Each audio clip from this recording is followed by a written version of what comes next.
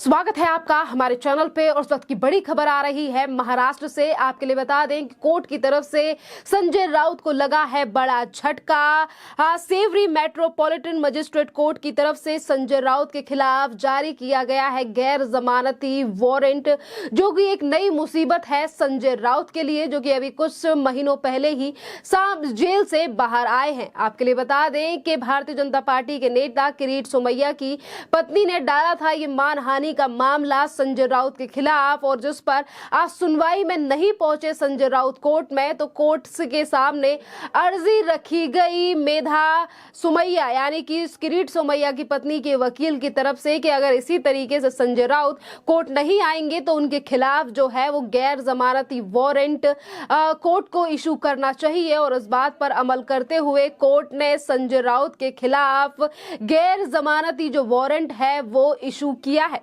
ये मामला है मानहानि का। जिस तरीके से संजय राउत ने किरीट सोमैया और उनकी पत्नी को लेकर फेक एलिगेशंस लगाए थे, जिसको लेकर मेधा सोमैया है, उन्होंने कोर्ट में इस पूरे मामले को लेकर मानहानि का केस जो है वो संजय राउत के ऊपर डाला था और कहा था कि जो भी आरोप घोटाले को लेकर लगाए गए हैं मेरे और मेरे पति के ऊपर वो निराधार हैं। हमारी छवि खराब करने के लिए संजय राउत ने ये हमारे ऊपर आरोप लगाए हैं और ये मामला इसी साल का है। और तब से लेकर अभी तक इस पूरे मामले को लेकर संजय राउत की जो मुश्किलें हैं वो बढ़ती हुई नजर आ रही है, क्योंकि एक तरफ मेधा सोमैया की तरफ से संजय राउत के खिलाफ मानहानि का केस जो है वो दायर किया गया था। मामले की प्रोसीडिंग्स में शामिल नहीं होने के लिए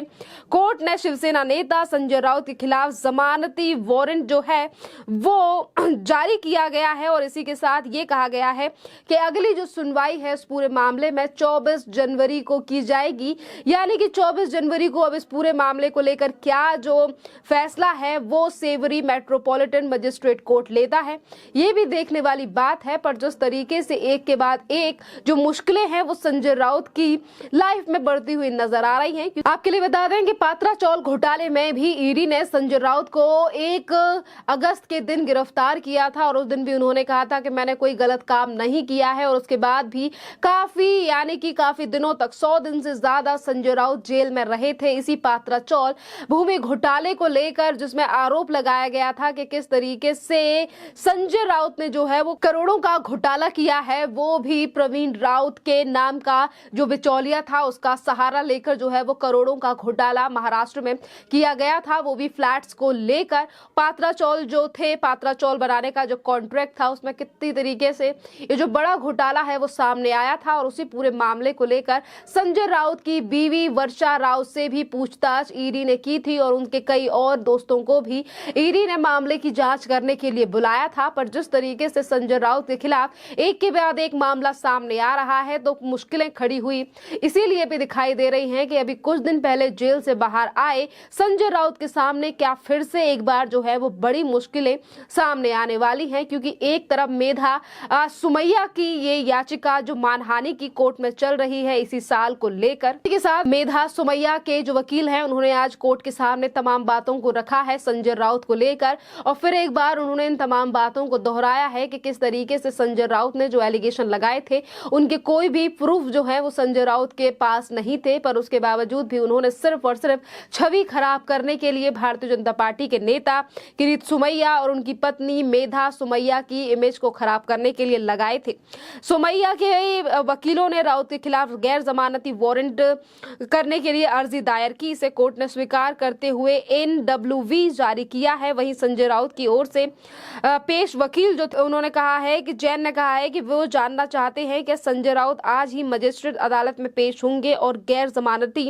वारंट जो है वो रद्द कराएंगे। इसी के साथ हम आपको बता दें कि जानकारी के मुताबिक मेधा सोमैया जब मजिस्ट्रेट के सामने पेश हुई इस दौरान किरीट सोमैया भी वहां पर मौजूद है। उन्होंने कहा कि संजय राउत ने उन पर करोड़ों का शौचालय का झूठा आरोप लगाकर बदनाम किया है। तो वहीं दूसरी तरफ हम आपको बता दें कि कोर्ट ने ये पूछा भी है संजय राउत के वकील जैन से, क्या संजय राउत कोर्ट आकर ये जो गैर जमानती वारंट है इसे रद्द कराएंगे। अगर रद्द नहीं कराते हैं संजय राउत तो यही वारंट जो है वो मुश्किलें खड़ी कर सकता है संजय राउत के लिए। जिस तरीके से हमने पिछले कुछ दिन पहले भी देखा था कि किस तरीके से ईडी उन्हें उनके घर से ही गिरफ्तार कर ले गई थी, वो भी पात्रा चौल भूमि घोटाले को लेकर। अगर हम बात करें किरीट सोमैया को लेकर तो आपके लिए बता दें कि किरीट सोमैया भारतीय जनता पार्टी के महाराष्ट्र में एक बड़े नेता हैं और उनकी पत्नी है मेधा सोमैया। और वो मेधा जो है मुंबई के रुईया कॉलेज में ऑर्गेनिक केमिस्ट्री की प्रोफेसर है। उन्होंने संजय राउत के खिलाफ धारा 449 और 500 मानहानि के तहत कार्रवाई की है। शिकायत में कहा गया है कि 15 अप्रैल 2022 के आसपास उन्होंने संजय राउत ने मीडिया में उनके खिलाफ दुर्भाग्यपूर्ण बयान दिए और आम जनता में प्रसारित उसे किया गया, जिससे उनकी इमेज पर काफी ज्यादा असर पड़ा है और इसीलिए ये मानहानि का केस जो है वो संजय राउत के खिलाफ दर्ज किया गया। खैर, अगर संजय राउत के बयानों की बात करें या फिर हम पूर्व महाविकास अघाड़ी सरकार के तमाम नेताओं का उल्लेख करें तो अगर महाविकास पूर्व सरकार जो रही है उसमें से संजय राउत जो है वो जेल से बाहर आ चुके हैं, तो वहीं दूसरी तरफ कई बड़े घोटालों में बंद हैं महाराष्ट्र के पूर्व गृह मंत्री अनिल देशमुख और एनसीपी के नेता नवाब मलिक का जो मामला है वो भी काफी ज्यादा गंभीरता भरा मामला है। जिस तरीके से उनके साथ जो अंडरवर्ल्ड के कुछ लिंक्स थे वो सामने आए थे, जिसके तहत वो अभी भी जेल में है, तो वहीं दूसरी तरफ नवाब मलिक की मुश्किलें भी अब लगातार बढ़ती हुई नजर आ रही हैं। एक तरफ एक के बाद एक मानहानि की याचिका तो घोटाले को लेकर शुरुआत, तो वहीं दूसरी तरफ वो तमाम विधायक जो कि कभी शिवसेना का यानी कि उद्धव ठाकरे की शिवसेना का हुआ करते थे हिस्सा, पर आज वो एकनाथ शिंदे के कैंप में जाकर महाराष्ट्र में चला रहे हैं सरकार और उनके द्वारा ही आज संजय राउत पर कई आरोप जो है वो लगाए भी जा रहे हैं। और खबरें ये भी सामने आ रही हैं कि ज्यादातर जो विधायक हैं आज जो महाराष्ट्र में सरकार चला रहे हैं उनका ये भी कहना है कि अगर महाराष्ट्र में सरकार का विघटन हुआ और शिवसेना का विघटन हुआ तो उसका सबसे बड़ा कारण जो है वो संजय राउत हैं, क्योंकि उन्होंने शिवसेना को छोड़कर कांग्रेस और एनसीपी की दलाली की। इस तरीके से जो आरोप हैं वो भी लगाए जा रहे हैं संजय राउत के ऊपर और महाविकास अघाड़ी सरकार को लेकर, जिसमें संजय राउत से लेकर उद्धव ठाकरे करते हुए नजर आते थे तमाम बड़े दावे, पर आज वही सरकार टूट चुकी है, महाराष्ट्र में बिखर चुकी है, जिसके बाद आज महाराष्ट्र में कुछ महीनों से नई सरकार का आगमन है। और अगर हम देवेंद्र फडणवीस और एकनाथ शिंदे की सरकार का जिक्र करें तो सरकार ने कई ऐसे पुराने मामले हैं जिनको फिर से एक बार उन पर कार्रवाई बिठाई है, चाहे फिर वो सुशांत सिंह राजपूत का मामला हो या दिशा सालियान का मामला हो। हर मामले को लेकर जो है अब वो लगातार चीजें सामने आ रही हैं और ये कहा जा रहा है कि जो मुद्दे जिन्हें दबाया गया था पूर्व की एमवीए सरकार के द्वारा उन पर फिर से एक बार जांच जो है वो बैठ रही है। तो जहां एक तरफ तमाम बड़े नेताओं का सामने नाम आ रहा है तो वहीं दूसरी तरफ सुशांत सिंह राजपूत से जुड़े हुए मामले में नाम सामने आ रहा है उद्धव ठाकरे के बेटे आदित्य ठाकरे का। जिस तरीके से भारतीय जनता पार्टी के जो विधायक हैं नितेश राणे की बात करें जो कि नारायण राणे महाराष्ट्र के पूर्व मुख्यमंत्री रह चुके हैं, उनके बेटे हैं और उन्होंने विधानसभा में इस चीज का जिक्र किया, सदन में उन्होंने इन चीजों को लेकर कहा कि आदित्य ठाकरे का नार्को टेस्ट होना चाहिए। आज महाराष्ट्र में बेशक सत्ता परिवर्तन हो गया हो पर आरोप प्रत्यारोप की राजनीति